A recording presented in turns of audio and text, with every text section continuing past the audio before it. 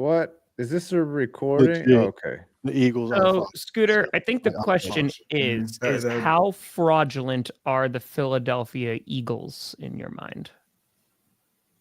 More of that to come on this episode of Clickbait. Oh, it's like...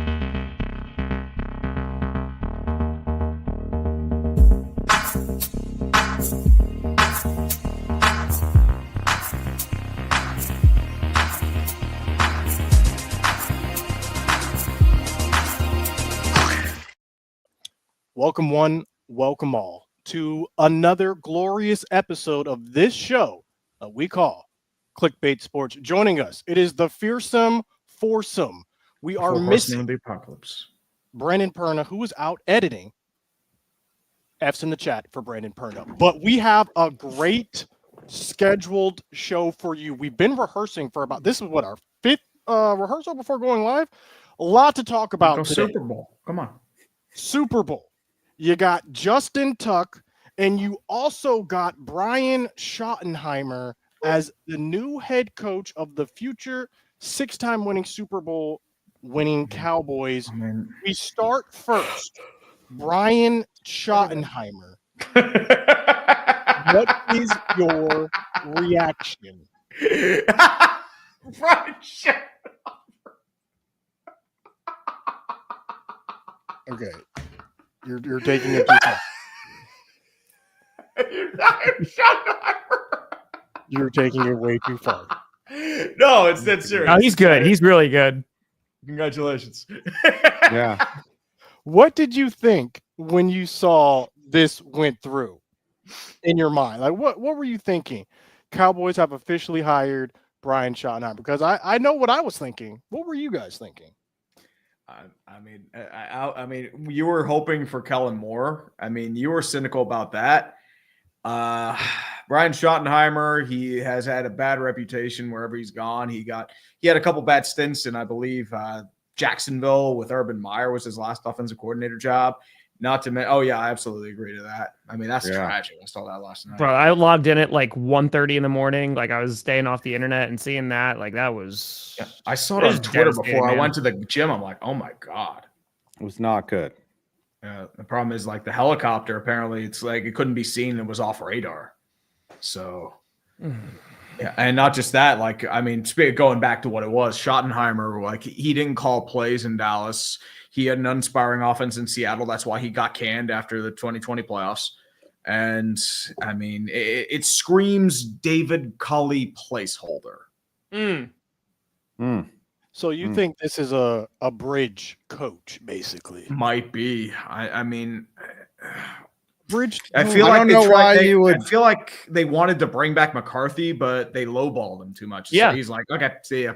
Which I get, like, from the standpoint of, like, if you don't want to sign him to, like, a long-term contract, like, I understand that, right? Like, McCarthy, because I think McCarthy's a good coach. I think it's just you might have seen the ceiling with Mike McCarthy.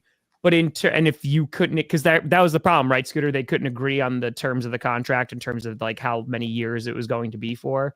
And I think that ultimately, like, this is because we don't know, right? We don't know how things are going to go as head coach. But I think just at the surface level, it's a very, like, uninspiring hire. And this feels like it's like, okay, whether it's going to be a bridge coach or not, you just re-sign Dak, right? CeeDee Lamb got a whole bunch of money. You got to re-sign Micah Parsons. And it just feels like this is a spinning your wheels kind of decision. And ultimately, I don't know how this is going to improve the football team. That's fair. 5. Any reaction to Schotty's hiring before I give my... It just didn't... I mean, this seems like a very Cowboys coaching hire, because the Cowboys aren't ever going to make a splash with, especially recent. I mean, Mike McCarthy was another Jason Garrett, you know, and now Brian Schottenheimer is another sort. They all seem to be just kind of cut from the same cloth. The last guy that really was an impactful coach was Parcells, and I think Jerry did not like that. Jason Garrett forever. Parcells was not anything. Captain Clap. I'm just saying, but like every coach since then has been categorically a yes man. Might have been successful. You know, Garrett, he did have some 11-win, 12. Didn't he have a 12-win season, Jason Garrett? He was the number one seed in the NFC, I think. Let's not. But always they kind of fit the same mold, and Brian Schottenheimer fits into that mold that Jarrah loves. Is I don't want some guy. I don't want some guy telling me what to do. My favorite part was the press conference in there. Like, I'm taking a huge risk in this regard. I'm talking about he has no coaching experience. This guy we brought up off the street, he didn't call plays. This is the biggest risk in my thing for my life. And I'm going to say I love my Cowboys. Brian Schottenheimer, you're getting fired if you go 8-7. I'm saying that, but it just came off his those glory holes. Chat, who had the better Jerry Jones impersonation, 5 or Tree? 5. Brandon is the best one. Perna. Jerry Jones. He is that over the top joke. He does it well. The only thing that I don't get is like, why does Jarrah think that he's gonna live forever? Because hiring a placeholder and just putting a guy, like, how many more seasons does this guy have? I'm just gonna live forever. I think if you've seen the hit show on Apple, Severance, right? It's there's like chips and brains. There's a lot of theories that older people trying to live forever. I am not fully convinced that Jerry Jones is not just going to insert a chip into Schottenheimer's brain and then just take over his body as he can continue to run the Dallas Cowboys for the next 40 years. So it just like invades the human body. Yeah, that's kind of where I think I'm going with that. But ultimately, so people are ragging on the Cowboys too about Eberflus. And I think as a defensive coordinator, you could have done far worse. Like, I think as a head coach, not so good. As a defensive coordinator, he's not the worst. I think he's a solid defensive coordinator. So I actually don't think that is going to be awful. It just seems like, I don't want to say this is it's not a reset. It's just, you have now major contracts. You still have to re-sign some guys. I just don't know. You're talking about going all in from last year. And I think that sound clip has been overblown, right, by the fan base. And that's just been taken by the media, what have you. But ultimately, if you have your owner saying this is a huge risk I don't think that's what you want to hear, right? You can be like, hey, no, like, we're going to have some stability. Like, we're going to have some upwards growth. And meanwhile, it's kind of like shrugging our shoulders and going, I hope this works out. But it doesn't seem like there's a real sense of direction going on. Okay. Just a big update as well. If you're into baseball, Max Scherzer signed with the Toronto Blue Jays. So they finally got their guy. Playing the parade. 20 years too late, right? 15 years later. With that, with all your opinions out there now. Yeah, what do you got, Scoots? Here's my take on the situation. When the news broke, it was Friday night around like 10:30 p.m., which just tells you all you need to know about the confidence level of the Dallas Cowboys management going in to this hiring. It was a Friday night news dump, basically. Called my cameraman, John, and I was like, John, we got to do a video because this is going to be wild. And it was wild. I hope that's not true for your sake, Scooter. Oh my gosh. True. Oh, dude, I want him to just slam like Microsoft I care about you too much and just like for that to be slam a him thing. down. I have seen the reports. He's coming in for an interview. He is coming in for an interview. Let's go. But as far as the how about them Cowboys? As far as the head coach goes, I was, like Tom already said, this was a uninspiring hire. Literally no one in the Dallas Cowboys fandom was rejoicing, right, when this news came through Friday night. In fact, it was quite the opposite. We were all, great, here we go. I'm not watching football. I saw several people say, I'm not watching football next season.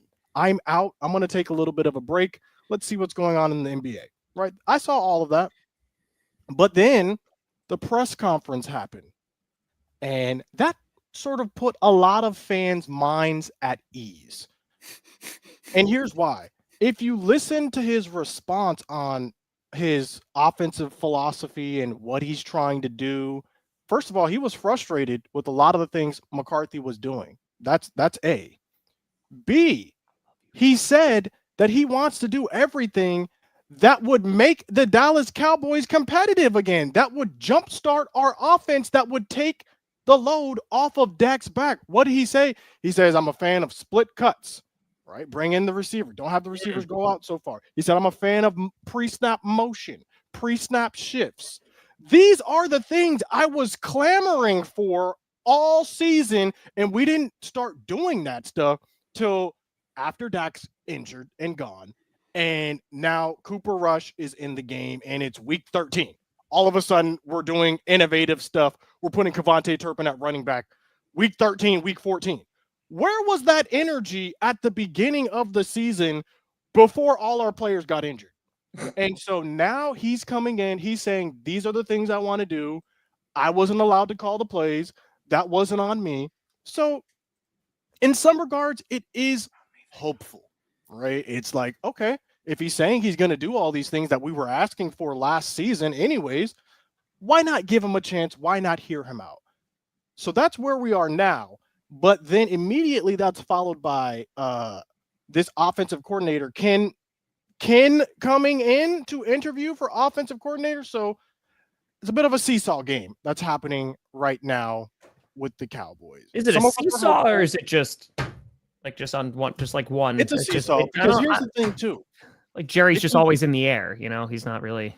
If you think about coaches who were hired, underwhelming hires, right? Some of them actually have gone on to be very successful. Sure. Our enemy, Nick Sirianni, was one of them. I don't know if you remember when this guy was hired, Eagles fans were not in on Sirianni. They were saying, who is this dude? What are we doing?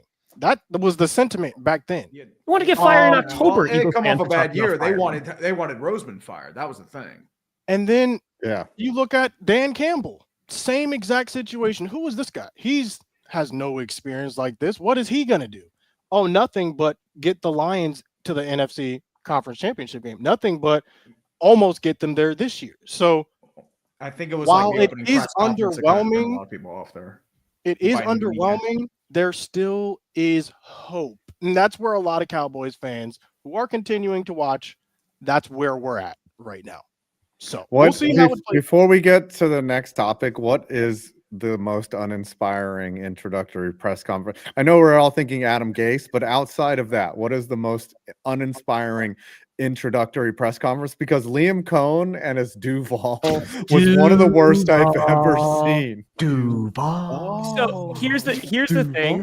Perna and I were talking about this on GPS because we had the same sentiment after Jonathan Gannon got hired, right? Because Eagles fans also wanted him run out of town, especially after that Super Bowl when he was their defensive coordinator. And he came in and his introductory about fire in your gut when I was at Buda Baker. And he was just like, pew, pew, pew, pew, pew, pew. And it was the most cringy thing ever. So, like, I don't think that is reflective on if they're going to be successful. But in the offseason and considering all the things that happened with Liam Cohen and how he got that job, man, Jaguar, I just hope it works out. I really hope it works out. All I'm going to say is they should build a statue on that guy just for getting Trent Baalke fired. And I'm going to swear by that. Even if he doesn't do well, they got Trent Baalke gone. And there is no press conference that's going to be worse than Adam Gase just sitting there like. Ben McAdoo had a really bad introductory because he wore a suit that didn't even fit. Like, I was like, dude, you just got paid. Like, you're making $6 million or whatever a year and you couldn't get a tailored suit. Like, he just grabbed the first thing that was in his coat rack, or he bought that suit earlier and they're like, we don't have time to tailor it. And he's like, give it to me. I have a press conference to go to. I think you're right, Tom. Like, you don't remember the introductory press conference until something goes awful. Correct. Like Dan Campbell's was pretty cringe. He was talking about biting kneecaps and things like that. But yeah, now you know that everyone's like, oh, he's gritty. He's a motivator. He's a leader of men. But if they went 1-16 or something in consecutive years, they'd be like, he was the clown. But it's not looking good for Liam Cohen. It pretty much doesn't matter what you say as long as you can deliver. And vice versa. You can have the best press conference ever, and if you don't deliver, who cares? The bar is down, like way down here. It's like down below. Like, look, you had a team that a couple years ago had pretty much the worst head coach in NFL history. I don't think you can go much lower than that. Yeah, Urban Meyer. Good old Herb. Yeah. Urban grinding out foes and grinding out co-eds. Speaking Real of quick, before we get to salacious behavior, before we get to that, talking about coaches, it's so funny because like there's been a bunch of folks like, all right, you know, where before Mike McCarthy settled that he was not going to be pursuing a coaching opportunity. The New Orleans Saints still don't have a head coach. Dude, The New that's Orleans great, Saints man. are still you know, Mickey Loomis is there as their GM, and he is there. He is present. And yeah, what are your thoughts on that one? Because we're talking about all these guys, you know, the Jaguars got their guy, they got Liam Cohen. Saints are just kind of chilling there, going, all right, any day now, we're gonna hire somebody. yeah, I saw that. I mean, I love the fact that it's just, I mean, you could just throw money around. I mean, Joe Brady, just sit in the background like, hey, Joe, you want to coach for us? Nah, I'm good. Hey, Cliff, you want to coach for us? Nah. Mike McCarthy? Nah. Kellen Moore, he'll probably go, I'm good. I'll stick in Philly. And Dennis Allen's off the market now, so they can't even bring him back. Defensive coordinator for the Bears. I mean, I'm assuming that they're gonna get Kellen Moore, and obviously, like they're just waiting. But yeah, I don't know. Would Kellen give up the cushy, just hand the ball to Saquon job? If they win a Super Bowl, I mean, you're going to be able to cash out. If they win the Super Bowl in a couple of weeks, then if I'm Kellen Moore, I'm one. Pay me all of your money, and so I will take this team and probably be, you know, a little bit under 500. But yeah. That is probably. I mean, it's easily the worst job in the NFL right now. I mean, look, nobody wants to fill it. It's a roster that's in flux. They're old, aging, injured. They're aging, injured. Like no QB. Like it's a bad job, and especially if you're a first time, unless you just really want to say I need the money and. Also, before we get on to y'all's response, someone put on Clickbait or on Twitter that one of us whoever gets punished should actively apply for the Saints head coaching job. I think it would be hilarious as a punishment to go on the Saints website, try to find their job posting or HR section. Is it just on Indeed? It's on monster.com. Yes. Right. And then also put together a clickbaiter's resume as well. That would be funny. Put together a pitch deck. Yes, of any football related experience and also hobbies. This is a tried and true tradition with every new hire for the Chicago Bears. We're gonna beat the Packers. I can do 6 pull-ups. Oh, not just that. It's also, do you drink Malort? Yes. Good. Yep. You're hired. The last thing I'll end with is that it is just fascinating to me when I see people succeed or not succeed, because you never really know in the NFL how a coordinator is going to do as a head coach. Sure. You have no idea. So Kellen Moore could go to the Saints and kill it. Literally just be an amazing head coach. And we never knew because he was never given an opportunity. And hopefully that is exactly what's about to happen with Schottenheimer. This man was a career assistant, pretty mid throughout his whole tenure, everywhere he was. But maybe as a head coach, it's a different feeling, a different vibe. We'll see what happens. Can he lead men, though? That's the question. That is. Well, you know what? Like Per and I talked about this too. Like Nathaniel Hackett, right? A couple of years ago, he was the hottest candidate for a head coach, right? He was always doing with Green Bay, and then he goes to Denver, and it's like, oh no, this is not working out. And I mentioned this, like Matt LaFleur, right? So like he was a coordinator with the Titans before he went over to Green Bay. But like that's what we're talking about. That's pretty amazing. When we're talking about Ben Johnson, right? Like he's the hot candidate after this hiring round. And like we're going to see how he does as a head coach. Aaron Glenn, right? Like and how he's going to do over in Jersey. I think that I agree with you. You can't really tell, but that whole leadership of what like Tree is talking about is a huge component. And until you get in that position, it's tough to gauge like if you're going to be able to do all the things you need to as a head coach. That is fair. What also hard to gauge is how far is Justin Tucker taking these massages? Because reports have come out that this man was maybe doing allegedly, some inappropriate activity in some massage parlors. Does anyone have more info on this story? What have you seen? What have you heard? I meant to delete that. My bad. Oh, I originally saw, I think there was Go on. six. It was there 6 masseuses or like 6 massage parlors that were like, hey, like there's been inappropriate things that have happened here. And so I saw Justin Tucker's response too. So there was this paper. Yeah, there we go. Right So the there. paper was the one who put it out, and Tucker was just like, they contacted me, and then I had to hire this lawyer, and they went after him, and they take everything out of context. So basically, from what I understand, what we have is 6 people or 6 organizations that are alleging that there was inappropriate conduct with Justin Tucker. And Justin Tucker has responded basically saying all these allegations are false and they've been exaggerated and taken out of context. So at the end of the day, not great. Not what the Ravens really want to deal with in their offseason. And I guess we're just going to have to wait and see how this is going to unfold. And Tucker, I mean, like we talk about just his performance on the field real quick. He had his struggles earlier this season and it was like he might be gone regardless, but then he kind of rebounded and was doing much better. So yeah, I don't. The Ravens are usually pretty strict about this, I would assume. So I don't think that this is if anything, like legitimately they start talking to people, it could be a problem. Apparently, it was like a really well-kept secret for a while, or a badly kept secret that Justin Tucker was banned from a bunch of massage parlors. Like, I don't know why, but like there are a bunch of like previous tweets from like 2021 over it. There is a tweet that people are going back and referencing now, basically saying that Justin Tuck has been banned from a whole bunch of parlors. So that's what people are pointing to, saying, see, there's fire where there's smoke. So any other information you guys have seen or heard about this? What's the time frame for when these occurred? Because someone mentioned that they happened like 9 years ago or something. I don't know if that is true. Were they recent that these? I don't know anything. I don't know the details. I didn't read the article because it's probably behind a paywall. So it says it's claimed from 2012 to 2016. Okay, so apparently they sat on it for a long time. Yeah.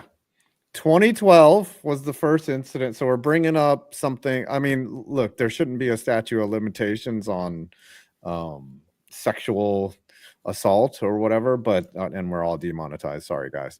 But yeah, this was sat on for 9 years. We're looking at. So again, 2 spas apparently they banned him, right? So in 4 high-end spas and wellness centers in the Baltimore region, according to 6 massage therapists, exposing his genitals, brushing 2 of them with exposed penis, and leaving what they believe to be, there you go. So lovely. Apparently he's been banned. Like, and that's the thing too, right? So they got a tip on January 9th. So that's when they started doing this, from 2012 to 2016. Okay. No, somebody received a tip. Yeah, that's one of the women said it was semen. I know what semen looks like. I have dated men. Apparently, there was ejaculate on the table. Oh my God! Do we have to talk about this? All right. I think it's again like we're just gonna have to wait and obviously see how this. But the thing is that does Sean Watson prove that if you deny it enough and then just pay off whoever is accusing you, it just goes away and then you can just go back to your career and everyone hates you. So of course, the playbook now is whether you're innocent or guilty is to vehemently deny the allegation. Yeah, and unfortunately, like we're just gonna have to wait, right? Like we're just gonna have to wait to see how this is gonna play out, and like we'll see how the Ravens are gonna respond to it as well, right? Like I'm sure that due process is gonna happen, and they're gonna have to go through, and we'll see if there's gonna be litigation, and we'll make jokes about this shit. That's what we do.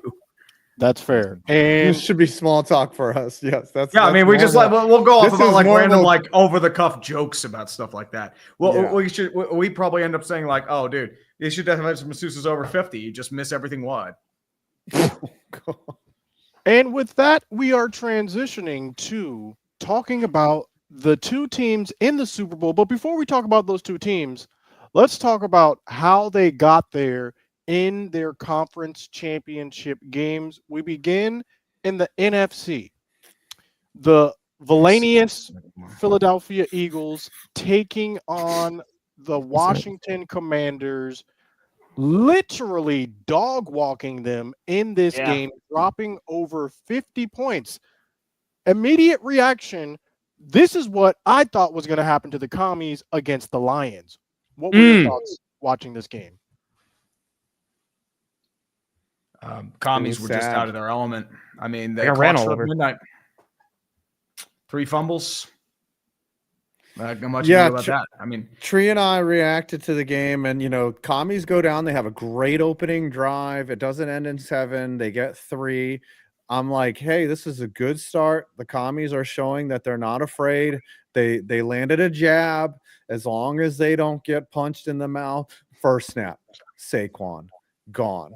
And that established, the Eagles were not messing around from that minute forward. And the fact that it didn't seem like 55 because, the commies kept adding a touch, but it was like a 2-1. Like every 2 touchdowns the Eagles scored, the commies would score 1. And the next thing you know, it was 55 points. And Saquon, he's a stud.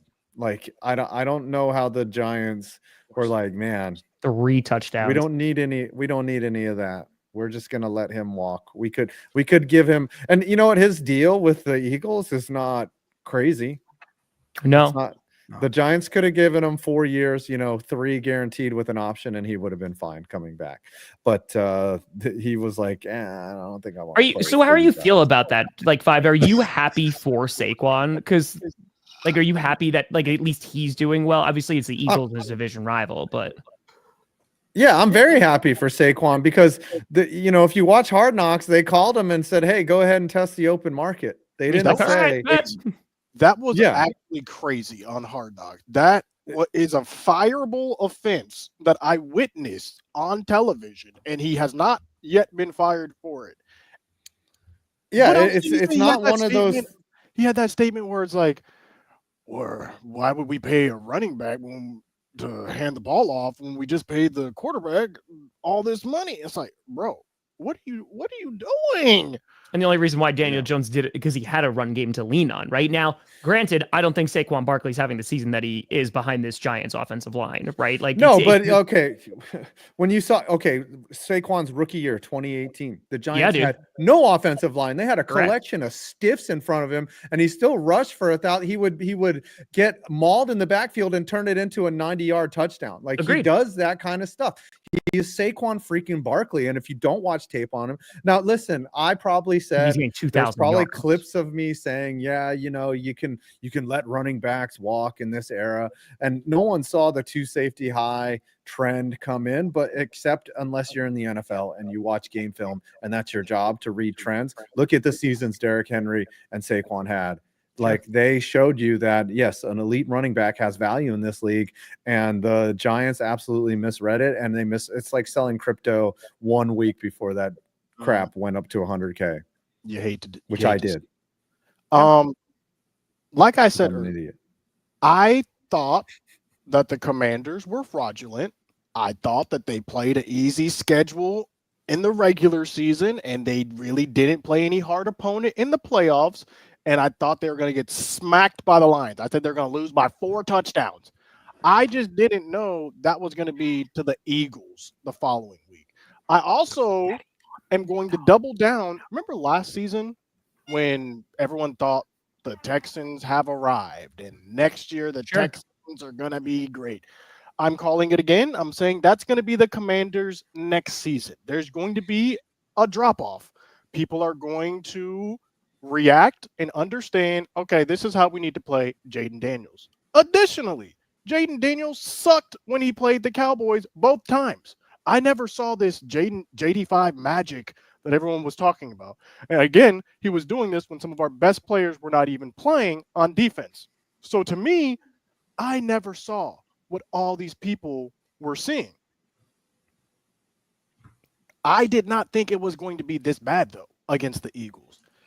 Initially, they kept it close, right? If you look at that game, even after Saquon scored that touchdown, it was still a very close game. It was back and forth for a while until, and this is what happened to every team that has played the Eagles, turnovers.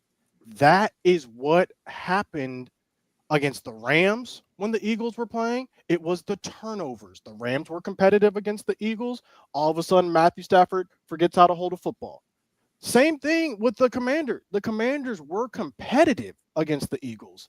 All of a sudden, everyone can't hold on to the football. People forget how to secure the football. The Eagles have the best turnover differential in the playoffs right now. They have forced 10 turnovers, and they have not turned the ball over a single time. The only other team that's been that good was the Chiefs, and they turned the ball over the first time in 8 games in the AFC Championship. And so I will say that is a testament to the Eagles' defense. The Eagles are winning with defense and Saquon.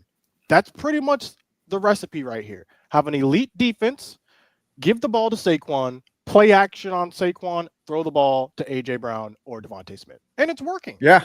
It's so working. many dominoes work when you have Saquon Barkley back there. You're like, hey, I don't want to give up a big run. And then A.J. Brown is open. You know, we'll see if that works. I've got it. The Super Bowl. But what were you saying? It could very well work. It's a different defense, but I mean, I think it's just a matter of how much can you limit Saquon, right? But again, it's also both teams. They both have 10 sacks in these playoff games. Of course, the Chiefs only played 2 games and the Eagles played 3. Like, I think this might be like a smash mouth game of just like good defenses, and then maybe it opens up in the fourth quarter. And again, I know we've been talking about this, but the matchup itself, you're kind of like, we got to see this again. But like the Eagles are a very different team from when the last time that they played, because they do have Saquon. They do have this elite defense. So I think it should be a good football game. Like I think ultimately, like, just the product on the field should be really good. And I think it's just going to come down to, all right, what defense is going to step up the most? You know, who's going to have a turnover, if anybody? I understand that viewpoint, Tom. I could see that happening. But I can also see the Eagles getting blown out in this game in a similar fashion to how the Commanders got blown out by the Eagles, and for the same reasons that I had for the Commanders. I thought the Commanders were fraudulent. I think the Eagles are fraudulent still. I don't think whatever team in the NFC came out is beating the Bills or is beating the Chiefs. Look at the teams the Eagles have played to get to where they are. It's the same thing. Who have they beaten? You are coping and seething. You just can't accept what you're seeing. Yes, you're coping and seething. Sorry, I had to. You are coping so hard, now. dude. I would not. I was not expecting that, and that was phenomenal. I would not be surprised if the Eagles get blown out. This is a boring game because they have not played hard competition up until this point, and now you go play one of the best teams, if not the best team in the whole NFL. So see, I disagree though, because like the Rams, right? Like their defensive line, like they destroyed a 14-win team in Minnesota, right? Like they went and they kept it close with the Eagles, and they sacked Jalen Hurts a bunch of times. But I don't know about I understand where you're coming from against the Commanders, but like the Commanders do deserve credit for beating the number 1 seed Lions, like at home. Like that, it's the playoffs, as you know, Scooter. Like it does not matter what you did in the regular season. And the body of work that the Eagles have put together over these 3 games, they've beaten a variety of different opponents, right? Like with good defenses. And then they beat a very hot young rookie quarterback who has been doing real damn well, who wasn't turning the ball over. And then they turned the ball over a bunch versus a very good Eagles defense. So I don't like, I want to know where's the fraudulent aspect of it? You're just saying the quality of their opponents?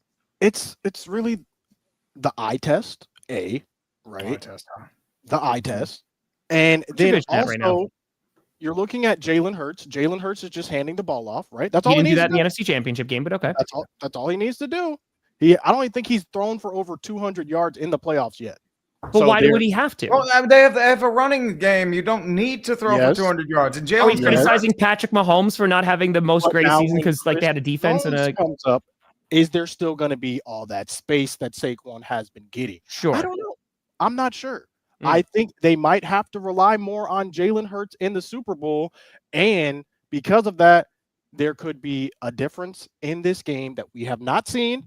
in every playoff game. So if the Super Bowl is a blowout and Kansas City is running away with this, just remember where you heard it first. It was Clickbait, January 30th, 2025. Scooter Magruder called it.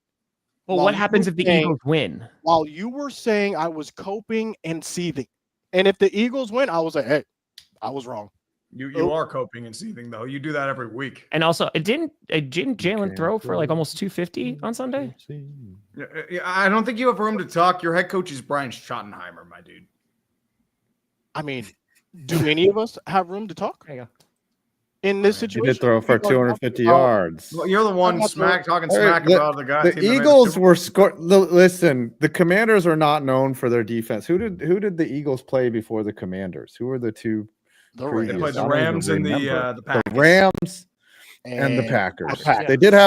They did have pretty easy path, but these are NFL games. Okay, like no, you play whoever's in front of you. The Lions were And walking into the Super Bowl.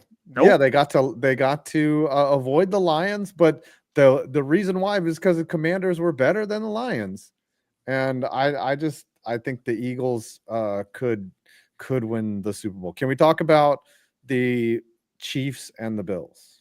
Yeah, let's talk about the Chiefs and the Bills, because in my mind, the AFC is like the Western Conference in the NBA. It's all the heavy hitters are over on that side, right? You got this Lakers, Warriors, Minnesota now, Dallas. So that is the Chiefs, the Bills, the Ravens, right? It's hard competition over here. Didn't the Eagles beat the Ravens? They did during the They regular did. season. They did during the Correct. regular season. And they, I think, lost to the Chiefs also.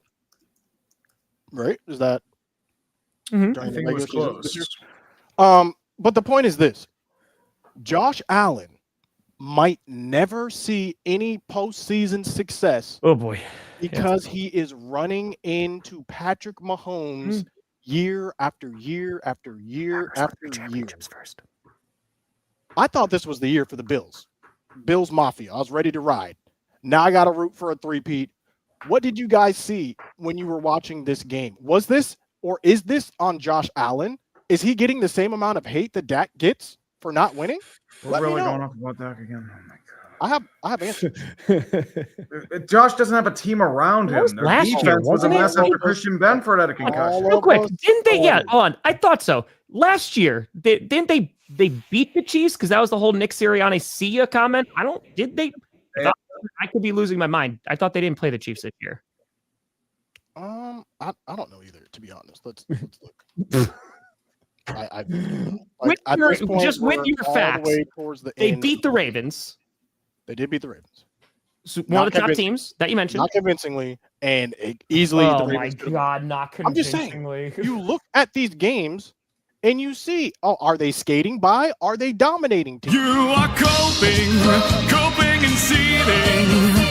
You just can't accept what you're seeing. Yes, you're coping and seething. The truth it is scalding, and now you are molding and coping so hard. Coping and seething. We will I'm sorry. It's Dude, catchy. every time you do that, I'll put on that It's song. catchy. We Sorry. will see who's coping and seething after the 24-point victory in the Super Bowl. And I'm going to come back. I'm going to clip all this, by the way. Have these clips.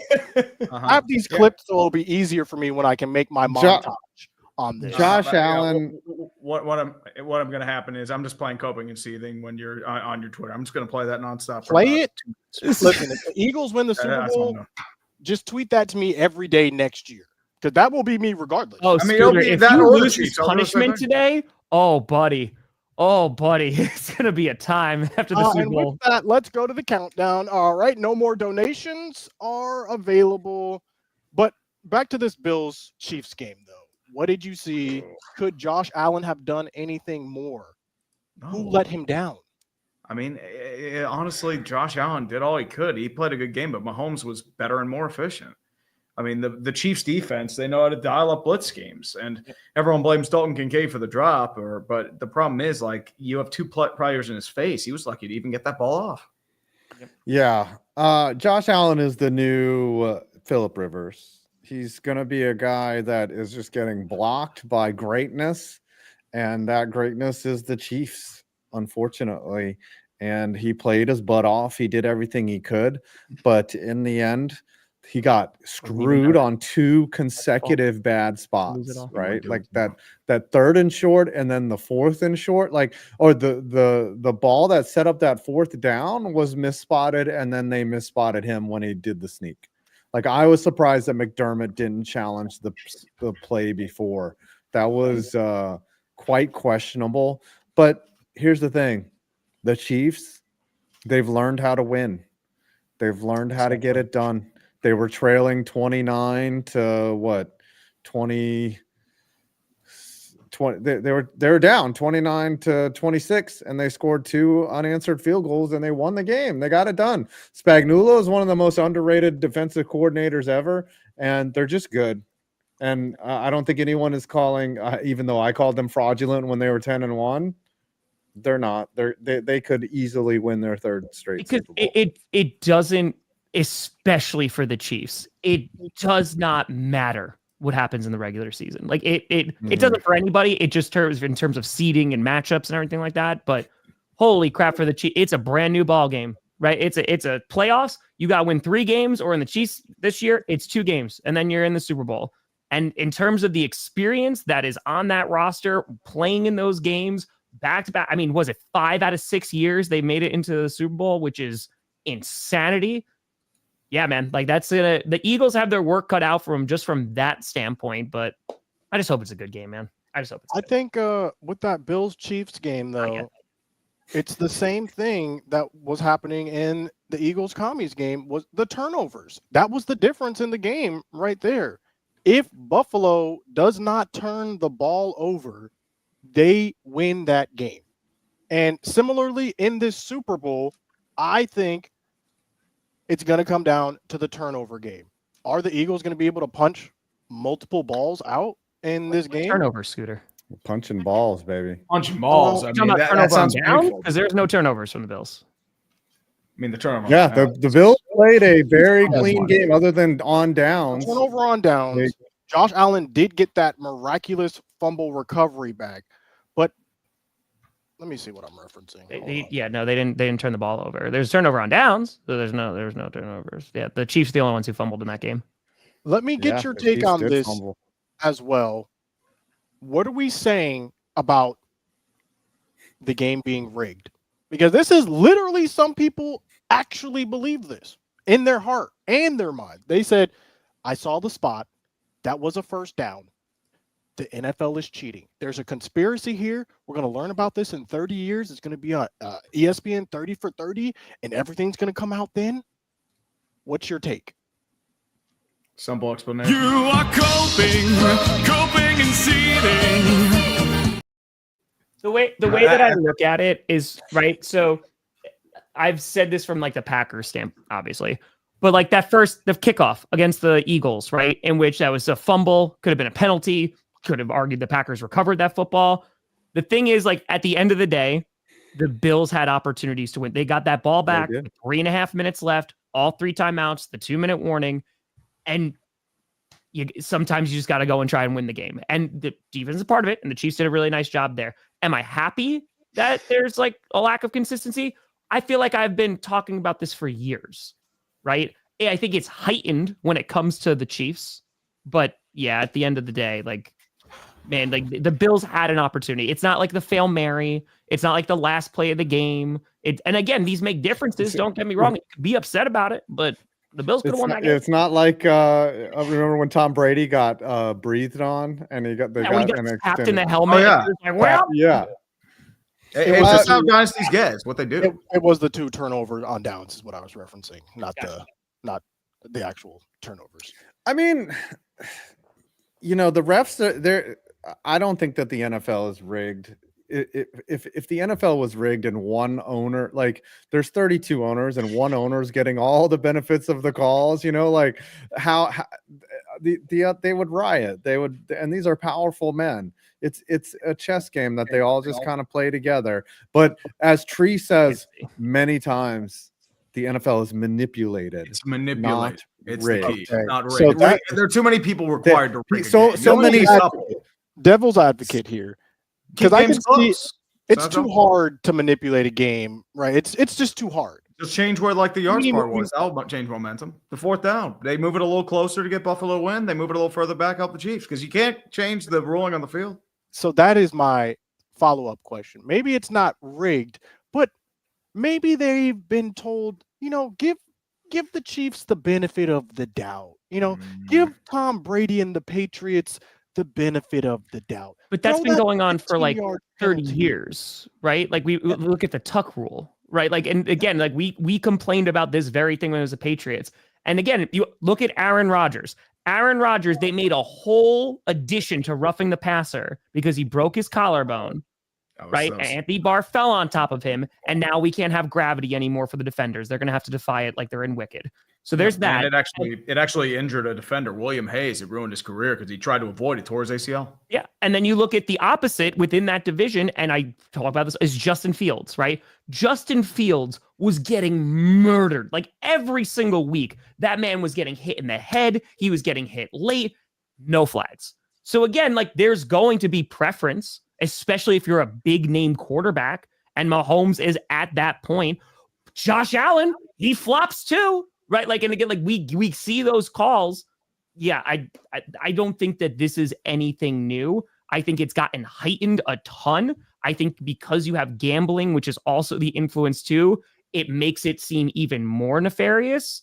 And again, at the end of the day, you have this technology from these billions and billions of dollars that the NFL is bringing in that they utilize in super slow-mo so that everybody at home can see, that the broadcasters see. You could have everybody in the booth complaining about the call. But until they're saying, hey, we're going to remove human error out of the game, then what do we do? Because I'm going to tell you, I'm going to be real honest with you.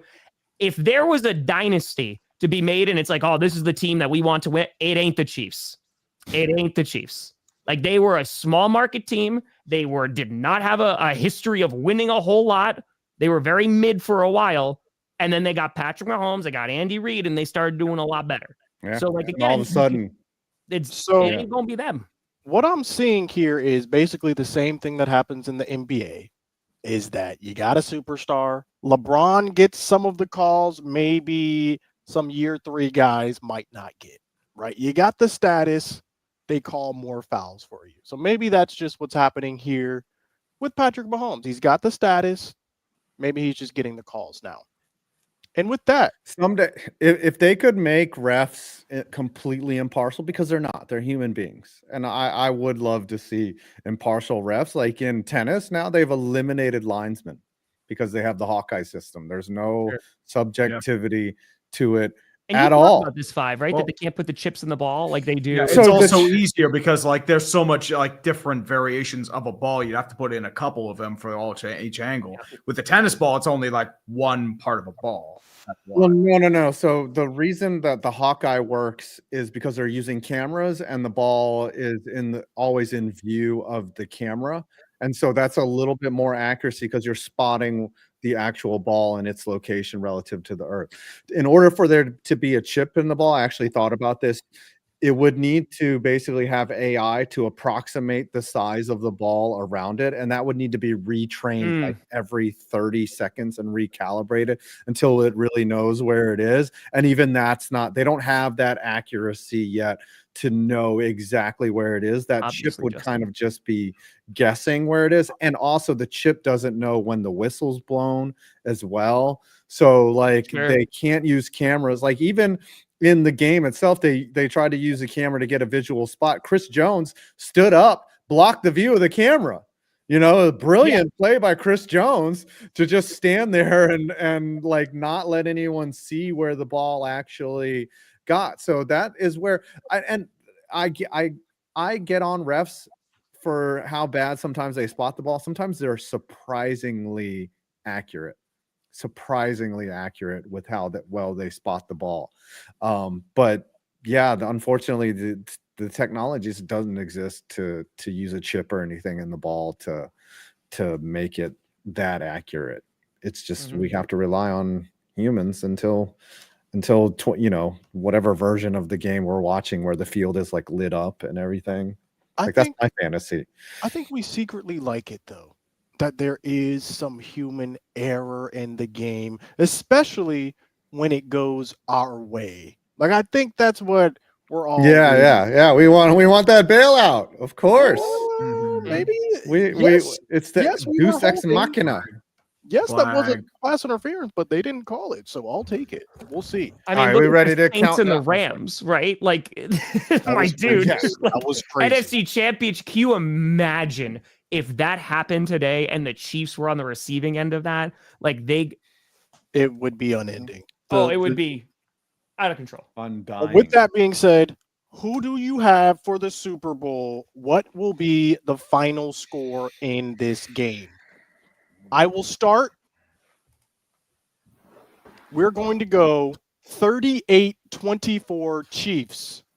38-24 Chiefs. Well, personally, I'm just happy that this is part one of the punishment. I'm waiting on the Eagles jersey.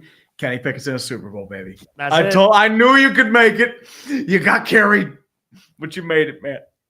You made it. Chiefs are winning 24-22.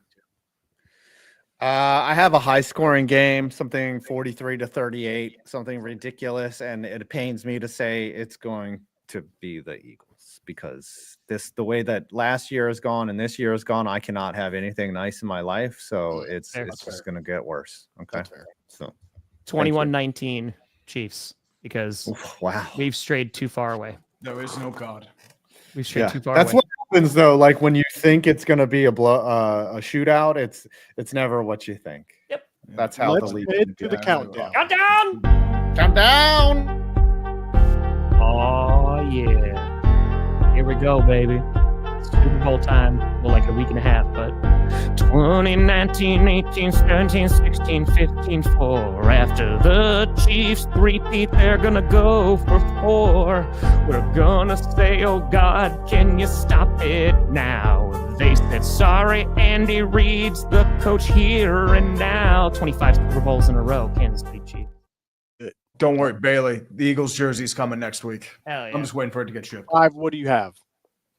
I got $155. Let's go, Shadow and Beast of Metal. Oh, and Shadow just hit me with another 150. Come on. So what do you have? Thank you.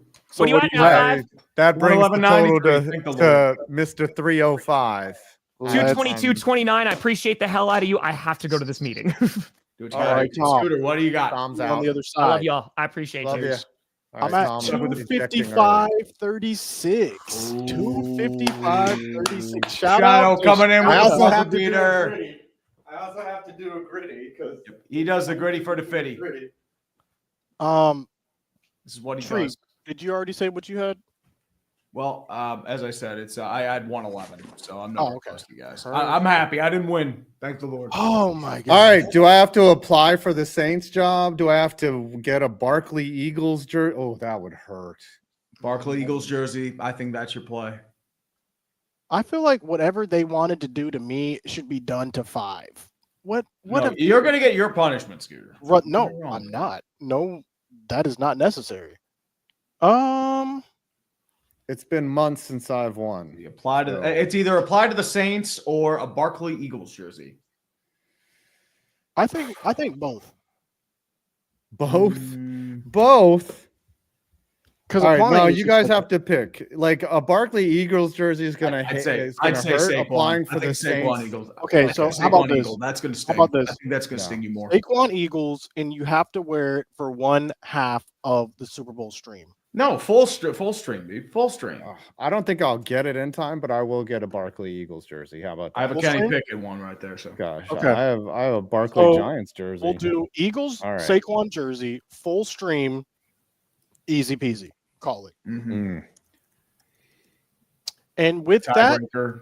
thank you guys for tuning in to another episode of Clickbait Sports. We will be back next Thursday Yep, for final Super Bowl and a lot of salt. So get ready, kids. It's Kenny Pickett. Make me proud, baby. Make me proud. You're gonna